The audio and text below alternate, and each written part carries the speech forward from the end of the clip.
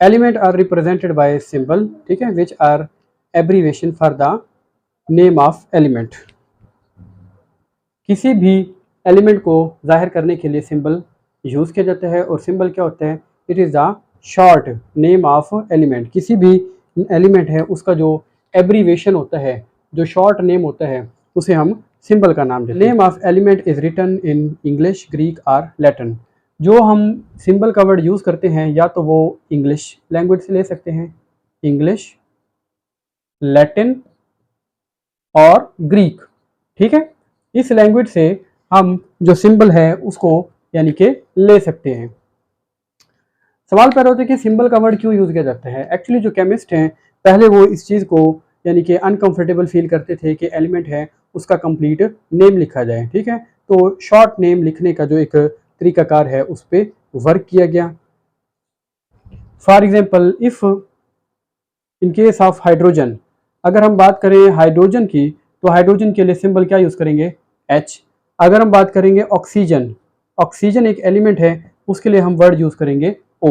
Single word, one word, then it will be capital, but if the name consist of two letter, for example in case of calcium, calcium है उसका letter होता है Ca, and magnesium, magnesium का symbol होता है Mg, okay. तो अगर तो वन एलिमेंट को हम यानी कि सिंगल लेटर से शो करेंगे, फॉर एग्जाम्पल हाइड्रोजन है तो उसको कैपिटल नेम से लिखा जाएगा, और अगर कोई एलिमेंट है उसका सिंबल है टू वर्ड से वो मिलके बना हुआ है, तो फर्स्ट लेटर है वो कैपिटल होगा और सेकंड वाला वो स्मॉल होगा। So this is called symbol.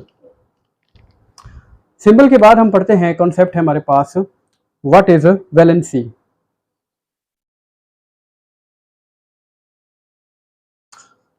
Valency क्या होती है?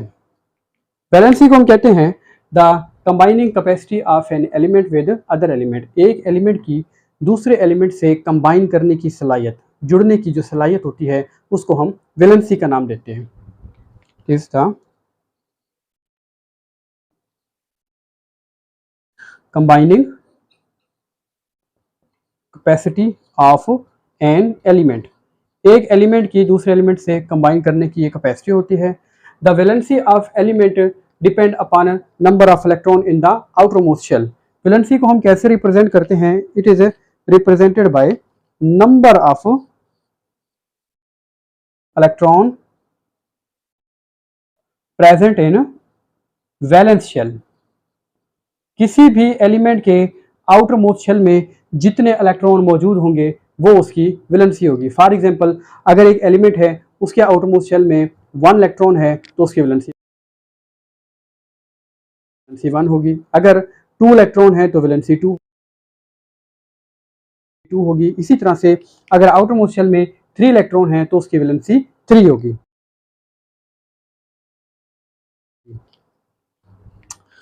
वैलेंसी को जब हम स्टडी करते हैं तो दो तरह के हमारे पास एलिमेंट्स के होते हैं ग्रुप।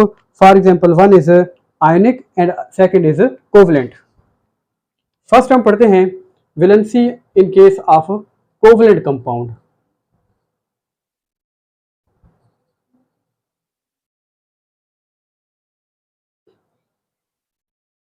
कोवलेंट कंपाउंड्स हैं, उनकी वैलेंसी को हम कैसे रिप्रेजेंट करेंगे? Okay, in case of covalent compound the valency is actually depends upon number of hydrogen atom, number of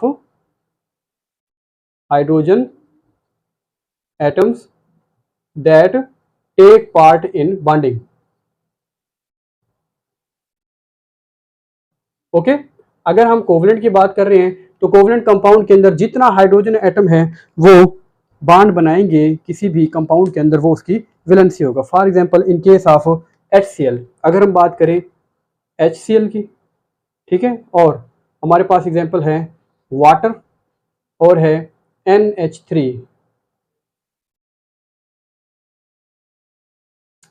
अब यहाँ पे अगर आप फोकस करें स्टूडेंट्स, तो HCl के अंदर कितने हाइड्रोजन एटम पार्टिसिपेट कर रहे हैं? Only 1 hydrogen atom. So valency of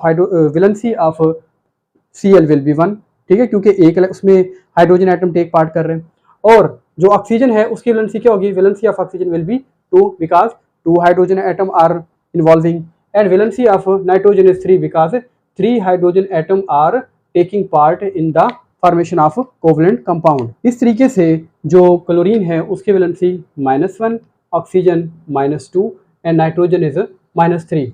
ये है इन केस ऑफ कोवलेंट कंपाउंड। अगर हम बात करें the valency of ionic compound की, तो उसका तरीकाकार कैसे होता है?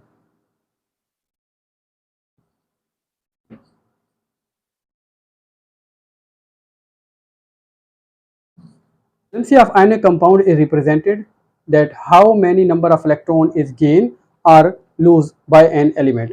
कोई एलिमेंट है कितने इलेक्ट्रॉन गेन करेगा, कितने इलेक्ट्रॉन लूज करेगा, ठीक है। तो अगर गेन और लूज की बात आ जाए तो वहां पे हम कहते हैं आयनिक कंपाउंड की वैलेंसी को मालूम करने का तरीका है। फॉर एग्जांपल हम बात करते हैं इफ एन एलिमेंट हैज 3 और less than 3 electron then it will lose electron. अगर एक एलिमेंट है, अगर उसके पास 3 या 3 से कम इलेक्ट्रॉन है तो वो एलिमेंट क्या करेगा, अपने आउटर मोस्ट इलेक्ट्रॉन को लूज कर देगा, ठीक है। मैंने पहले ही बताया है आयनिक कंपाउंड के अंदर वैलेंसी को मालूम करने का तरीका क्या है, नंबर ऑफ इलेक्ट्रॉन गेन और लूज बाय एन एटम। पहले हम एग्जांपल लेते हैं कि वो एलिमेंट जो इलेक्ट्रॉन को लूज करते हैं, the element that lose electron and form positive ion, ठीक है, किस तरीके से बनाते हैं। For example we can say sodium atom has only 1 electron in its outermost shell, okay। magnesium has 2 electron in the outermost shell and aluminium has 3 electron in the outermost shell। अब sodium है, उसके outermost shell में सिर्फ 1 electron होता है, तो sodium क्या करेगा, अपने उस 1 इलेक्ट्रॉन को लूज करके ये पॉजिटिव आयन बना देगा, +1 वैलेंसी आ जाएगी इसकी। मैग्नीशियम है, ये क्या करेगा, 2 इलेक्ट्रॉन है उसको लूज करके वैलेंसी 2 आ जाएगी इसकी। और अगर एल्यूमिनियम की बात करें, एल्यूमिनियम है अपने आउटर मोस्ट शेल में से 3 इलेक्ट्रॉन को लूज करके उसकी वैलेंसी कितनी डेवलप हो जाएगी, 3, okay. So the in case of ionic compound the number of electron lose by an element is called its valency.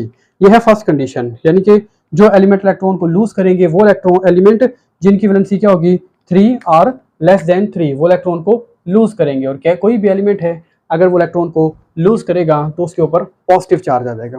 और अगर हम बात करें सेकंड कंडीशन की, ठीक है, if N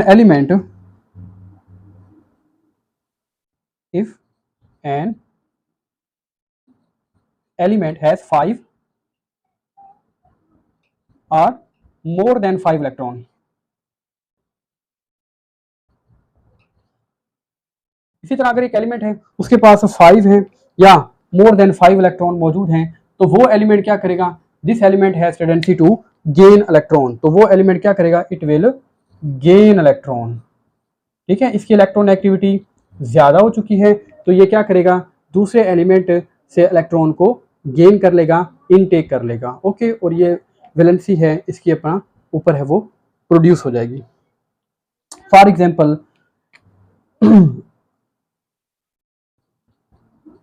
elements like you can say chlorine, oxygen and nitrogen, ठीक है, ये ऐसे एलिमेंट हैं जो इलेक्ट्रॉन को गेन करते हैं। अब होता क्या है, क्लोरीन है इसके पास आउटर मोस्ट शेल में 7 इलेक्ट्रॉन है, ऑक्सीजन के पास 6 इलेक्ट्रॉन होते हैं और नाइट्रोजन के पास 5 इलेक्ट्रॉन होते हैं। तो स्टूडेंट्स आप याद रखें, कोई भी एलिमेंट है इसलिए इलेक्ट्रॉन को गेन करता है या लूज करता है ताकि वो एलिमेंट है वो स्टेबल हो जाए और उसके आउटर मोस्ट शेल में 8 इलेक्ट्रॉन है वो कंप्लीट हो जाए। अब जैसा कि मैंने आपको एग्जांपल दी है, क्लोरीन है इसके पास 7 इलेक्ट्रॉन है, तो क्लोरीन क्या करेगा, एक इलेक्ट्रॉन को, इन case of chlorine atom it will gain 1 electron, ये एक इलेक्ट्रॉन को गेन करके इसकी वैलेंसी कितनी डेवलप हो जाएगी, -1। ऑक्सीजन की बात करें, इन केस ऑफ ऑक्सीजन 6 इलेक्ट्रॉन है तो ये 2 इलेक्ट्रॉन को गेन करके क्या करेगी, -2 वैलेंसी, तो वैलेंसी -2 हो जाएगी। And in case of nitrogen, nitrogen 3 electron को गेन करके वैलेंसी कितना डेवलप कर लेगा, -3।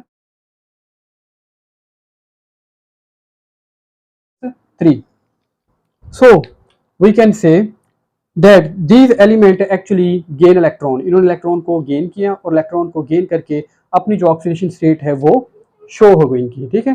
The chlorine gain 1 electron, it's valency is 1, oxygen gain 2 electron, it's valency is 2 and nitrogen gain 3 electron, it's valency is 3। आपने याद रखना है इस कॉन्सेप्ट को कि अगर एक एलिमेंट है उसके पास 3 या 3 से कम इलेक्ट्रॉन होंगे तो इलेक्ट्रॉन को वो लूज कर देगा, it will lose electron, okay.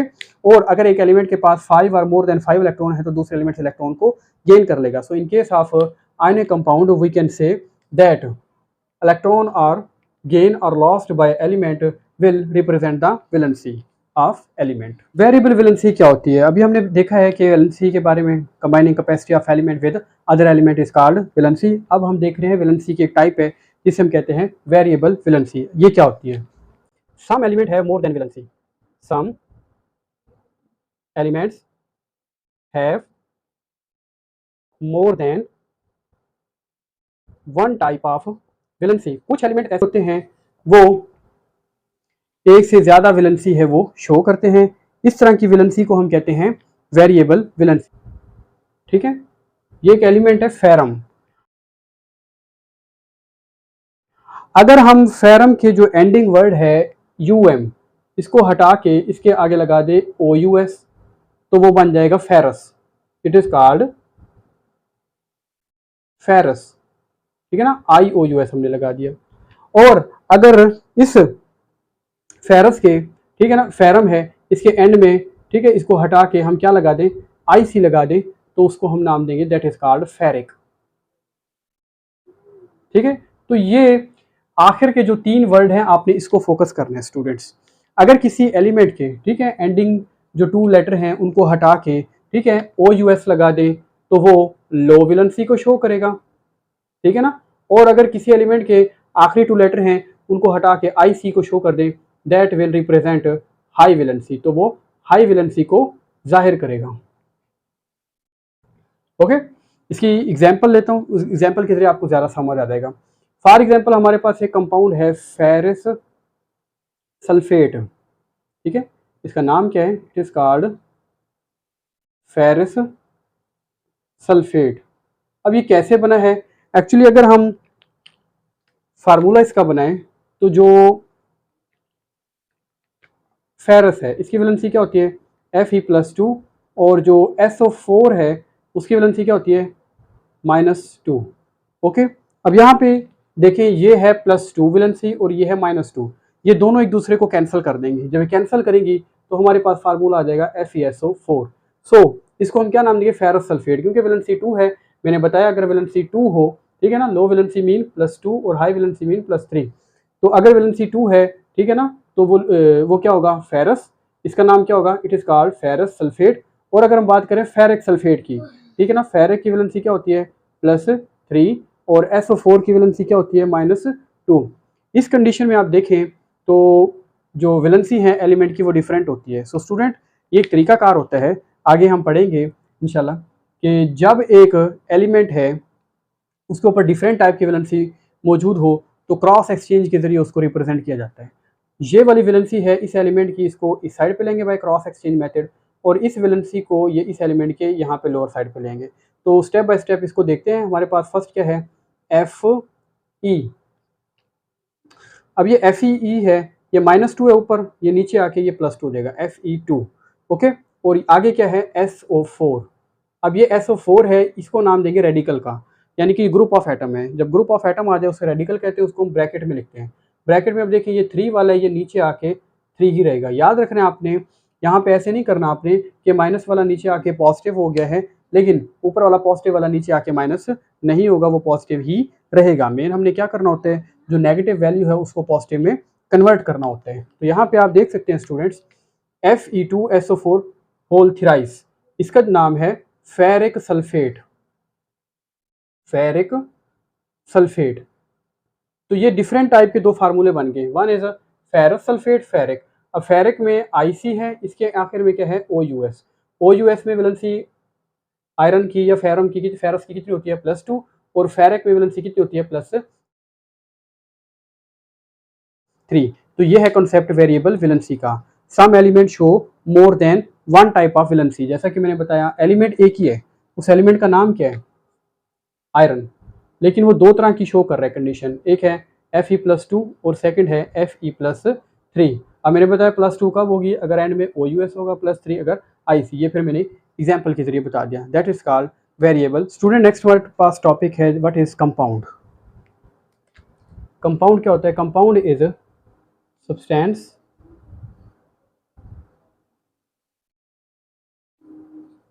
made up of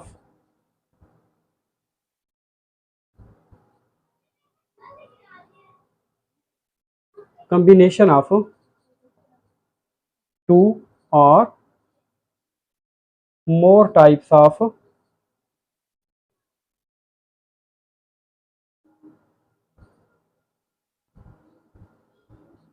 elements. Okay, when two or more type of element combine with each other they form compound। दो या दो से ज़्यादा एटम है, एलिमेंट हैं, जब वो आपस में मिलते हैं तो उसे हम क्या कहते हैं? कंपाउंड। लेकिन याद रखना है कंपाउंड की जब फॉर्मेशन होती है there is a fix ratio of atoms, the element lose their property, elements lose their own properties and form a entirely new substance। जब एक कंपाउंड बनता है तो उनमें एलिमेंट है अपनी प्रॉपर्टी को लूज कर देते हैं। ओके, लूज करके इसके नतीजे में जो प्रोडक्ट बनता है उसकी प्रॉपर्टी इंटायरली डिफरेंट होती है। फॉर एग्जांपल इसकी मैं आपको देता हूँ। हमारे पास है एक एलिमेंट है कार्बन और ऑक्सीजन, ठीक है। तो कार्बन और ऑक्सीजन मिलके क्या बनाते हैं? Carbon dioxide. अब इस अगर इक्वेशन में आप देखें तो जो कार्बन है उसके कैरेक्टर डिफरेंट है, ऑक्सीजन है उसके कैरेक्टर डिफरेंट है, लेकिन जो CO2 बनती है वो एक डिफरेंट टाइप का यानी कि कंपाउंड बन गया। इसी तरह से हमारे पास और है एक example, for example in case of water 2H2 plus O2 that is form 2H2O। अब इधर हम देखें हाइड्रोजन भी गैस है, ऑक्सीजन भी गैस है, लेकिन वाटर क्या है? ये लिक्विड है। तो इन दोनों ने, ठीक है, एलिमेंट लूज देयर प्रॉपर्टी, अपनी प्रॉपर्टी को लूज करके न्यू सब्सटेंस बनाई है दैट इज इंटायरली डिफरेंट, ठीक है, जो दूसरों से बिल्कुल क्या है? डिफरेंट होती है। Compound can not be broken down by simple method. Compound को सिंपल ऑर्डिनरी मेथड के जरिए ब्रेक नहीं किया जा सकता, क्योंकि कंपाउंड है ये क्या है? एक हार्ड सब्सटेंस होती है, इसको ब्रेक करना पॉसिबल नहीं होता है। एक स्पेसिफिक यानी कि हम कह दें टेक्निक्स होती हैं, इंस्ट्रूमेंट्स होते हैं, उनके जरिए कंपाउंड है उनको ब्रेक किया जाता है। जैसा कि मैंने बताया सब्सटेंस है, ठीक है, made up of combination of atom with a fix ratio. जो एटम्स हैं उनकी रेशियो बिल्कुल क्या होती है? एक फिक्स होती है। फिक्स रेशियो के हवाले से आपको मैं एग्जांपल देता हूँ। हमारे पास एक कंपाउंड है for example CO2।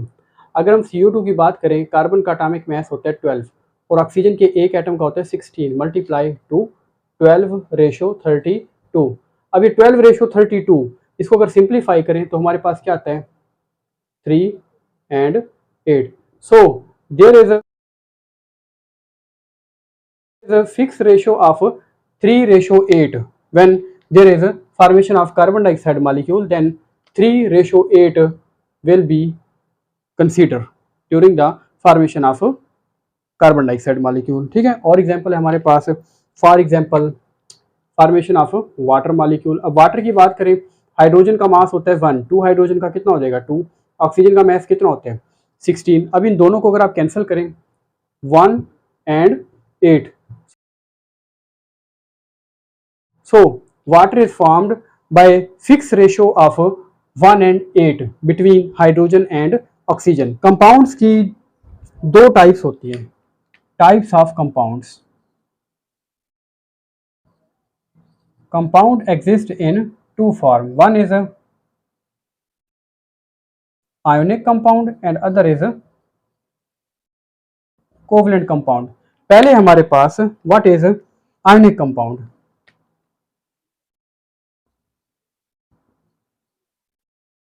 ionic compound की प्रॉपर्टी देखें students. ionic compound is formed by the combination of ions। कैसे बनता है? by the combination of ions। जब डिफरेंट आइंस हैं, अपोजिटली चार्ज आइन हैं, आपस में कंबाइन करते हैं तो इसकी वजह से आयनिक कंपाउंड बनता है। फॉर एग्जांपल एक हमारे पास पॉजिटिव है, दूसरा नेगेटिव है, तो ये मिलके क्या बनाएंगे, एक आयनिक कंपाउंड बनाएंगे। जैसे मैंने बताया आयनिक कंपाउंड कैसे बनता है, by the chemical combination of positive and negative ions. Ionic compound is a three dimensional three dimensional का स्ट्रक्चर कैसा होता है,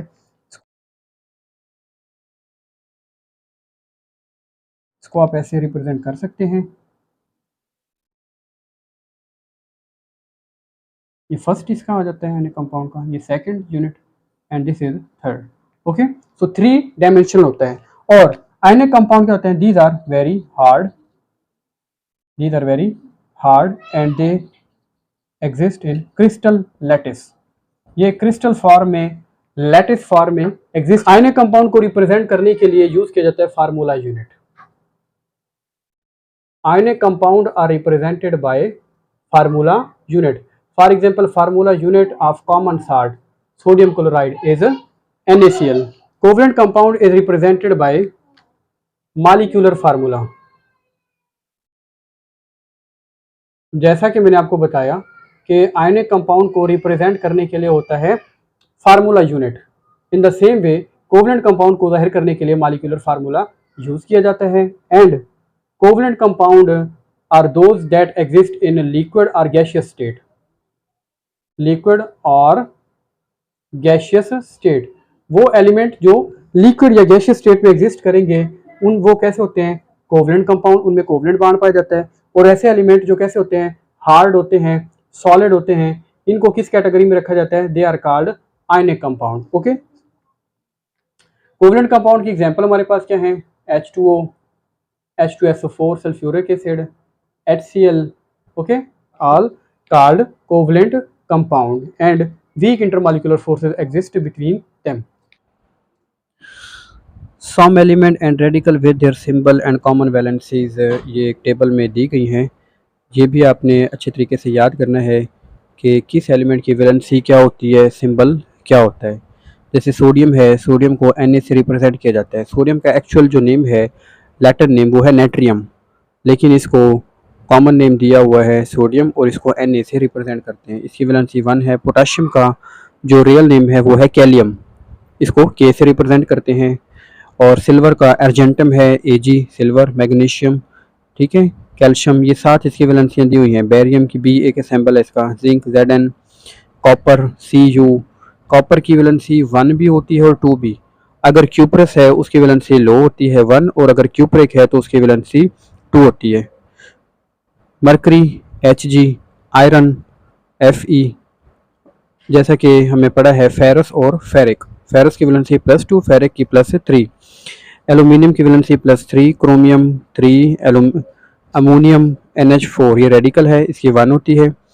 इसी तरह से हाइड्रोनियम आइन ये रेडिकल है 1, हाइड्रोक्साइड आइन -1 होती है इसकी, साइनाइड आइन 1, बाइसल्फेट आइन HSO4 -1 एंड बाइकार्बोनेट आइन HCO3 -1। इसी तरह से हाइड्रोजन है, इसको H से रिप्रेजेंट करते हैं, इसकी वैलेंसी 1 है। और क्लोराइड आइन, chlorine 1, bromine 1, iodine, oxygen, sulphur, ये सारे के सारे एलिमेंट्स हैं, इनके आपने याद करने हैं नेम, इनके सिंबल अच्छे से याद हो आपको और इनकी वैलेंसी भी आपको अच्छे तरीके से आती हो। कंपाउंड के बारे में हमने पढ़ा है, कंपाउंड कैसे बनता है, by the chemical combination of different atoms. Okay, table के अंदर कुछ कंपाउंड हैं, उनके केमिकल फार्मूलाज हैं वो दिए गए हैं, ये आपने अच्छे से याद करने हैं। पेपर के अंदर ऑब्जेक्टिव ये लाजमी पूछी जाती है।